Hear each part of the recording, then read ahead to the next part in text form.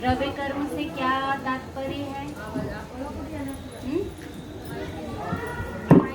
दोनों प्रश्न के उत्तर पहली टिप्पणी में है ना। तो पहली टिप्पणी में जो कहा है, देखिए क्या लिया कि संसारी जीव द्रव्य कर्म, भाव कर्म और नौ कर्म के जंजाल में उलझा है ना।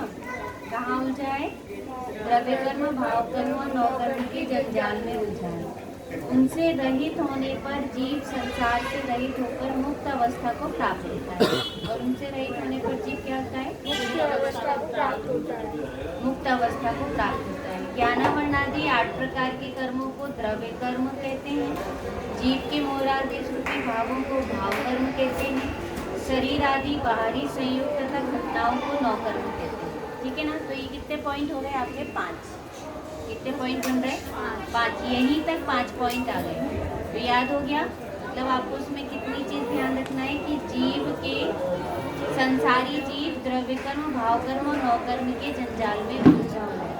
किसमें उलझा हुआ है? होने पर जीव किस अवस्था को प्राप्त हो जाता है? अवस्था को प्राप्त हो जाता है। फिर तीसरा बिंदु क्या है? द्रव्य कर्म किसे कहते हैं? किसे कहा? ज्ञानावरणादि 8 कर्मों को द्रव्य कर्म कहते हैं। बस तीसरा बिंदु याद रखना है कि ज्ञानावरणादि 8 कर्मों को द्रव्य कर्म कहते हैं। फिर चौथा बिंदु है भाव कर्म किसे कहते हैं?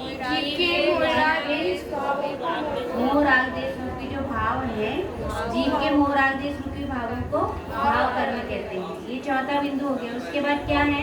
पांचवा बिंदु क्या है कि नौ कर्म किसे कहते हैं? क्या क्या?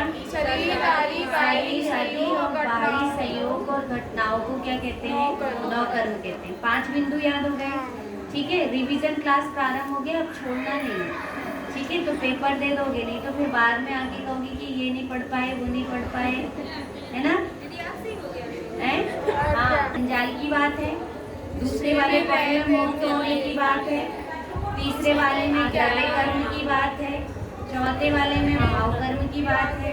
5वें बिंदु में नौ कर्म की बात है। अब 6वें बिंदु में क्या कहा कि द्रव्य कर्म के उदय काल में उनके फलरूप भाव कर्म तथा नौ कर्म होते हैं।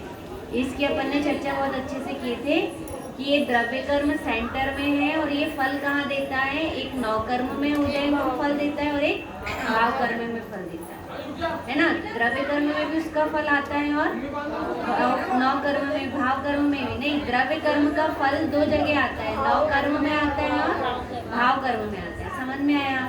नौ कर्म कहाँ है? बाहर। और भाव कर्म कहाँ है? आत्मा के अंदर। ठीक है ना। तो आत्मा के जो मोह राग द्वेष आदि भाव है वो कौन है? भाव कर्म। वो भाव कर्म क्या है? वो द्रव्य कर्म का फल है। किसका फल है? द्रव्य कर्म। जो भी मोह राग द्वेष भाव हो रहे हैं वो किसका फल है? वो द्रव्य कर्म का फल है। और जो भी नौ कर्म आपको मिल रहे हैं, संयोग में मिल रहे हैं, आज जो इतना कोलाहल संयोग भी मिला, तो वो संयोग भी कैसा मिला कि वो कर्म के उदय का फल है। किसका फल है भाई? कर्म के उदय का फल। तो कर्म के उदय के फल में क्या होता है कि कर्म के उदय के फल में शरीर संयोग मिलते हैं और कर्म के उदय के फल में भाव कर्म भी मिलते हैं, मोह राग द्वेष भी होते हैं।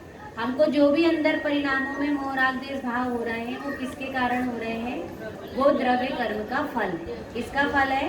द्रव्य कर्म का फल। तो बन जाएगा 6वां पॉइंट क्या आया कि उसमें कहा कि द्रव्य कर्म के उदय काल में उनके फलरूप, ठीक है, द्रव्य कर्म के उदय काल में उनके फलरूप क्या होता है? उनके फलरूप भाव कर्म और नौ कर्म होते हैं।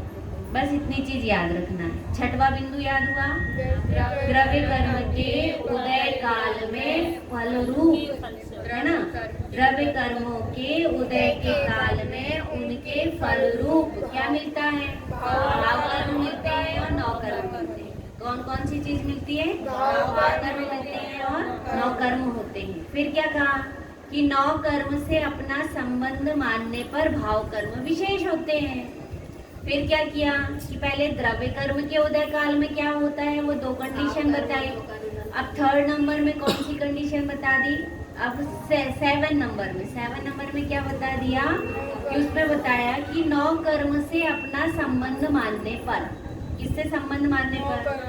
नौ कर्म से। कि जब हम नौ कर्म से अपना संबंध मानते हैं, नौ कर्म से संबंध मानना मतलब घर मेरा है, बच्चे मेरे हैं, बर्तन मेरे हैं, मेरा टिफिन कहाँ गया, है ना। जैसे टिफिन पहुंचाते हैं तो फिर टिफिन के बाद किसकी चिंता हो जाती है कि टिफिन की चिंता हो जाती है। थैला पहुंचाए तो क्या दिखता है, फिर थैला ही थैला दिखता है। हमारा थैला कहाँ गया, हमारा थैला कहाँ गया। हमने बैग पहुंचाए थे वो बैग ही नहीं आया, है ना। वो कटोरी पहुंचाई थी वो कटोरी नहीं आई, वो टिफिन पहुंचाया था वो टिफिन ही नहीं आया, वो डिब्बा गया था वो डिब्बा ही नहीं आया। तो ये 9 कर्म से संबंध मानने रूप, इसको ही क्या कहा कि 9 कर्म से अपना संबंध मानने पर, संबंध मानने पर क्या होता है, विशेष भाव कर्म। भाव कर्म कैसे होते हैं, विशेष होते हैं। भाव कर्म कैसे होने लगते हैं, विशेष होते हैं, जिससे जीव को नवीन कर्म बंध होता है। और इससे फिर क्या होगा, नवीन कर्म का बंध हो जाएगा। फिर इससे क्या होगा, नवीन कर्म का बंध होता है। इस प्रकार जीव कर्मों के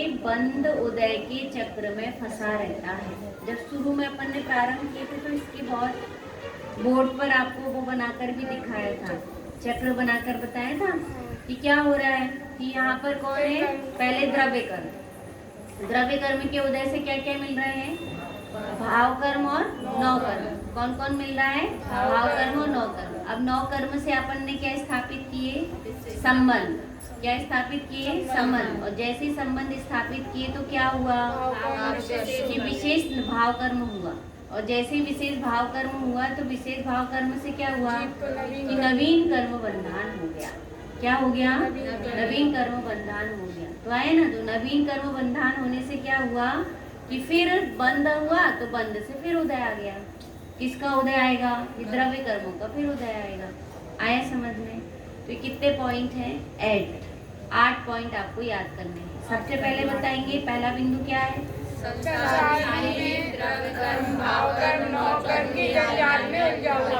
दूसरा बिंदु क्या है, ठीक। तीसरा बिंदु क्या है, फिर चौथा बिंदु क्या है, फिर पांचवा बिंदु क्या है, शरीर आदि बाहरी संयोग और घटनाओं को 9 कर्म कहते हैं। फिर छठवा बिंदु क्या है, द्रव्य कर्मों के उदय काल रूप, उदय काल में फल रूप भाव कर्म और 9 कर्म होते हैं। इतनी सी तो बात है। छठवे में क्यों आके अटक गए, फिर से बोलिए। द्रव्य कर्म के उदय काल में उसके फल रूप 9 कर्म और भाव कर्म होते हैं। हाँ, द्रव्य कर्म के उदय काल में उसके फल रूप भाव कर्म और 9 कर्म होते हैं। फिर 9 कर्म से क्या होता है कि 9 कर्म से अपना संबंध स्थापित करने पर भाव कर्म विशेष होते हैं। फिर 8वां बिंदु क्या है, फिर क्या होता है कि भाव कर्म से नवीन कर्मों का बंधन होता है। फिर 9वां बिंदु क्या है, इससे ही क्या होता है, संसार का विशेष चक्र चलता रहता है। बंध और उदय का चक्र चलता रहता है। कौन सा चक्र, कर्मों का, कर्मों के बंध और उदय का चक्र चलता रहता है। ठीक है। तो ये बिंदु कितने हो गए, 9। तो आपको कितने बिंदु, 9 बिंदु लिखने हैं। कितने बिंदु लिखने हैं, 9। आप लोग क्या करते हो, शुरू के कुछ बिंदु लिख दिए और बाद के बिंदु को छोड़ दिए, है ना। मैंने देखी है आपकी आंसर शीट। तो आंसर शीट में क्या होता है, शुरू में तो बढ़िया रहता है और बाद में क्या होता है कि बाद में सब हटा देते कुछ के कुछ। या फिर क्या करते हैं, समझ नहीं आ रहा तो कुछ के कुछ लिख देते हैं। अपने को ऐसा लग रहा है कि कोई पढ़ेगा नहीं और चेक करके पूरा लाइन भरी हुई देख के नंबर दे देगा। तो ऐसा नहीं होता, है ना। हाँ, क्यों नहीं पढ़ेंगे एक एक लाइन, चेक करेंगे तो एक एक लाइन पढ़ेगा। कॉलेज की होती है ऐसे,